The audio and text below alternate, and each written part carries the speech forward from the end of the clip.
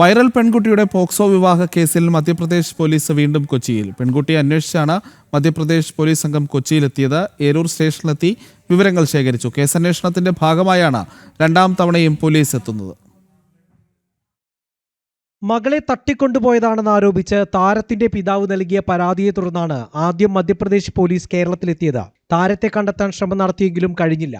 പിന്നീട് പെൺകുട്ടിയുടെ ഭർത്താവ് മുഹമ്മദ് ഫർമാൻ ഖാന്റെ മുൻകൂർ ജാമ്യ ഹർജി ഹൈക്കോടതിയിലെത്തുകയും അറസ്റ്റ് 1 മാസത്തേക്ക് തടയുകയും ചെയ്തു. എന്നാൽ തുടർ നടപടികൾക്ക് മധ്യപ്രദേശ് കോടതിയെ സമീപിക്കാനാണ് നിർദ്ദേശിച്ചത്. SC/ST നിയമത്തിലെ വ്യവസ്ഥകൾ കണക്കിലെടുക്കുമ്പോൾ ക്രിമിനൽ നടപടിച്ചട്ടം പ്രകാരമുള്ള മുൻകൂർ ജാമ്യാപേക്ഷ നിലനിൽക്കില്ലെന്ന് അഡീഷണൽ സോളിസിറ്റർ ജനറൽ ശക്തമായി വാദിച്ചിരുന്നു. CPM നേതാക്കളുടെ സംരക്ഷണത്തിലും നേതൃത്വത്തിലുമാണ് പെൺകുട്ടിയുടെ വിവാഹം നടത്തിയത്. പിന്നീട് പെൺകുട്ടിക്ക് പ്രായപൂർത്തിയായിട്ടില്ലെന്ന് കാണിച്ച് ബന്ധുക്കൾ രംഗത്തെത്തിയതോടെ CPM കേന്ദ്രങ്ങൾ തന്നെയാണ് സംരക്ഷിച്ചിരുന്നതും.